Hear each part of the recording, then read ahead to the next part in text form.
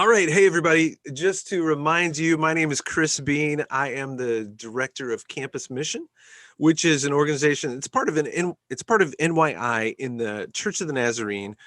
Basically, it's a network of those who are doing ministry to college and university students, campuses, things like that. And so that's why we're going to talk to Ryan McDermott today. Ryan is in Cookeville, Tennessee. So we're going to get a little bit more info about his ministry and his story and the church and how they're connecting with the campus and things like that. So, hey, Ryan, why don't you just kick it off? Tell us a little bit about who you are, where you're at, and maybe a little bit of the story. How did you get into campus ministry? Yeah, definitely. I am Ryan McDermott. I graduated from Trevecca Nazarene University in Nashville, Go and have Trojans. that's right, your old TNU. And so I have spent the about 9 years in youth ministry, and about a year and a half ago, got promoted to college students and to campus ministry. Amen. Yeah, it's been interesting. I'll say that. So yeah, and I'm here in Cookeville, Tennessee, at Tennessee Tech University, which is about halfway between Knoxville and Nashville. So, Well, cool. So tell us, I guess, a little bit more about, so your calling shifted from youth ministry to college ministry, and then you stumbled upon this church in Cookeville that wanted to reach a campus. Tell us a little bit more about maybe how that happened, how you, um, maybe the logistics of, turning into a campus minister type dude. sure, yeah. So in youth ministry, man, we were graduating, 10 or 15 students each year, and they were the ones that were going off to college were just struggling to get connected and to find a spot to be consistent and to be discipled. And man, it just kind of hurt my heart after investing in those students for 3 4 years, and for them to not be able to find a place. And uh, the pastor here at Cookeville was going to speak at our district youth camp, and once he and I sat down, we're having a conversation, and college ministry kind of just came up, and he shared some vision for having a campus ministry at Tennessee Tech, and I just kind of shared my burden for my students who graduated and just are struggling to find a place to get connected.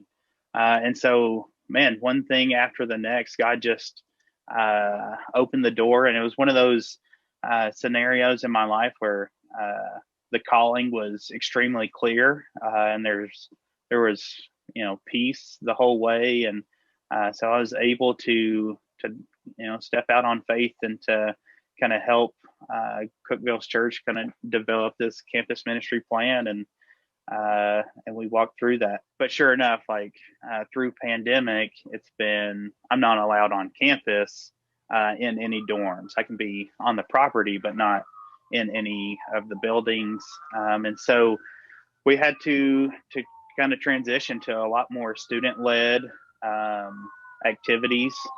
So one student does have an apartment close to campus that I come and lead a small group each week, but pretty much everything else has been student directed and student led. So just finding ways to empower those students to either lead a small group or to just gather some people together to play volleyball or soccer or whatever it might be.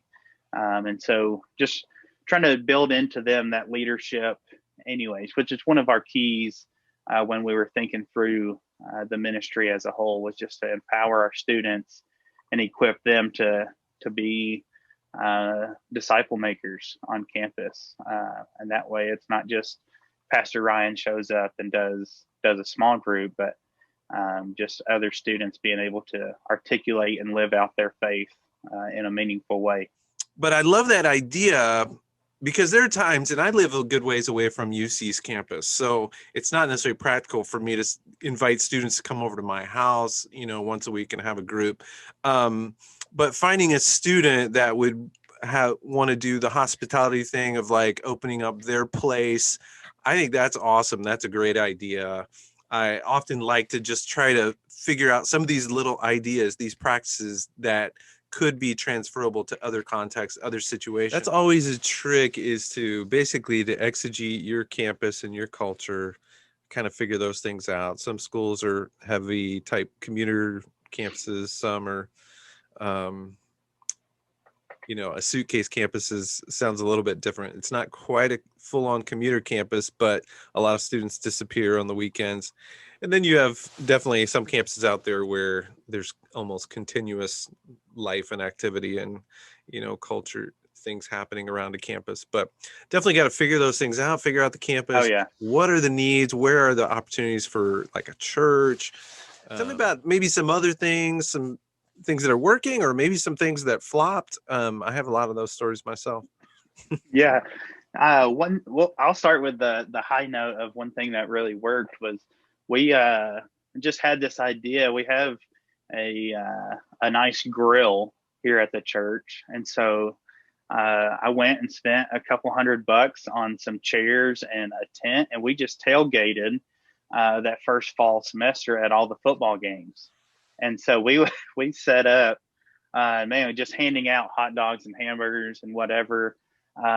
So much so that our tent became so crowded that the next game, the second game, we had to ask for double the space just to have, space for people to sit and hang out and talk. I think there's two main things that kind of really help form a solid foundation for our campus ministry. And one of that was I just reached out and connected with other campus ministry leaders. And it wasn't a us versus them, let's try to get the biggest group and the whatever. But man, we've been able to just kind of partner with some things and do some campus ministry.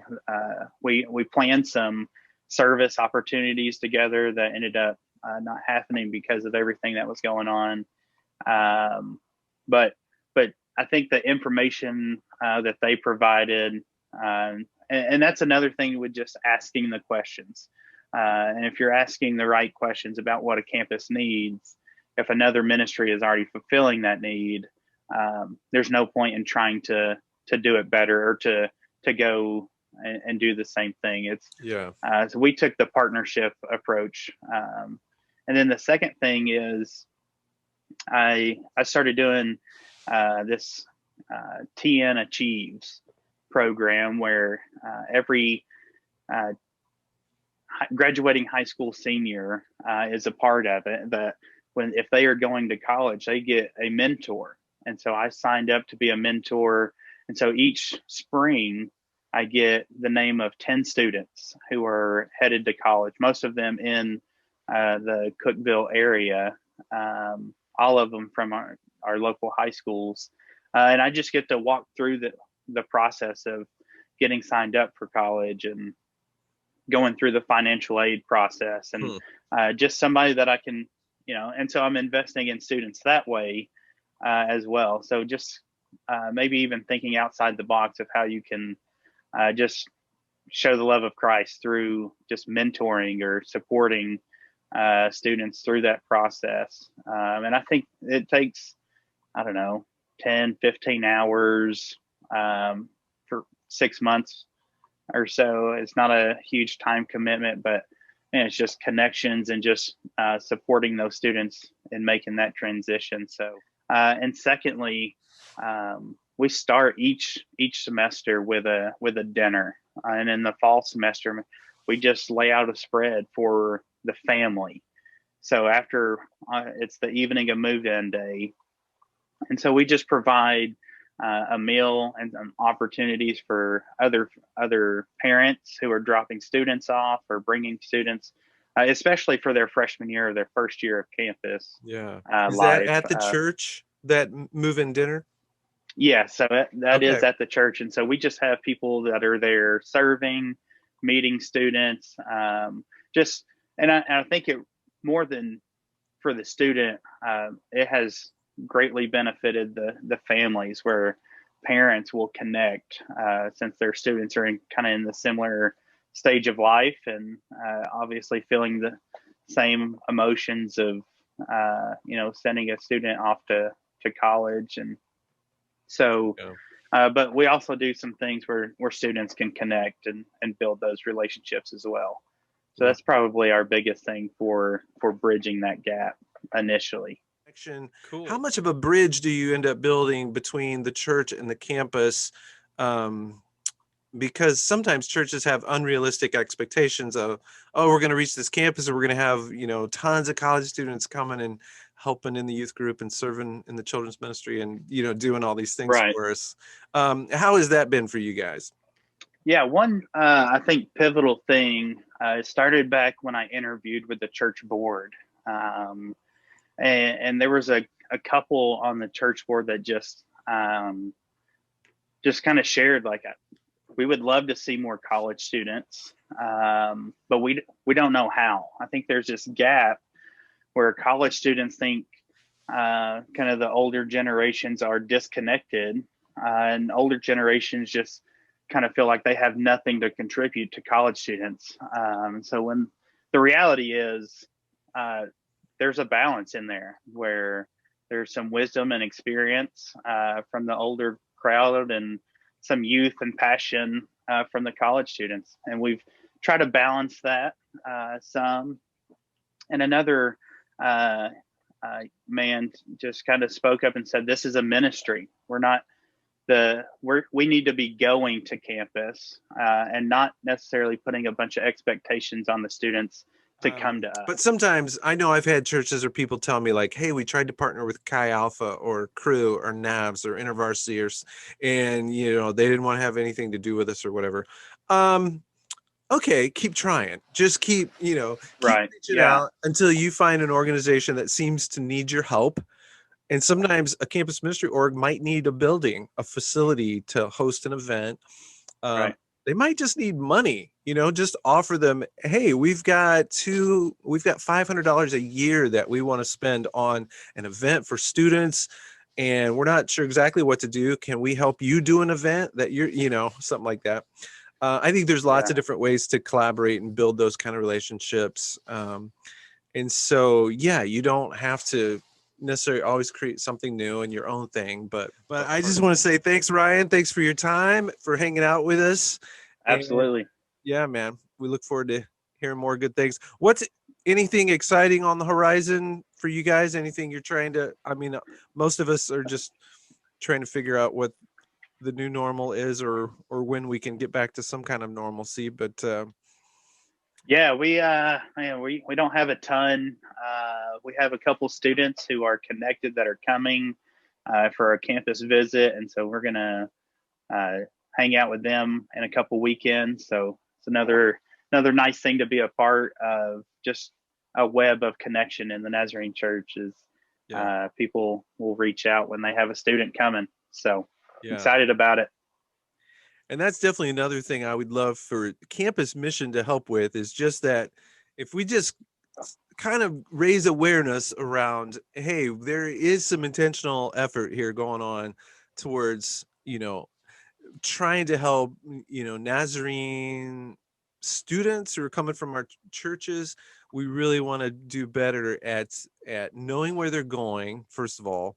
Because sometimes we're bad about, well, if they're not going to Trevecca or Mount Vernon or Olivet or Point Loma or wherever, we, don't track them very much. But more and more, we need to get better, I think, through NYI, through events that NYI hosts, camps and retreats and NYC and all that.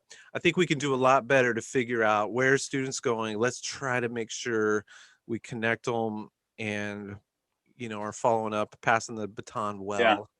And being good stewards of the investment we've made through the traditional youth ministry years of middle school and high school. So, again, Ryan, thanks for your time, man. You're awesome. Thank you, Chris. And thank you. You're awesome.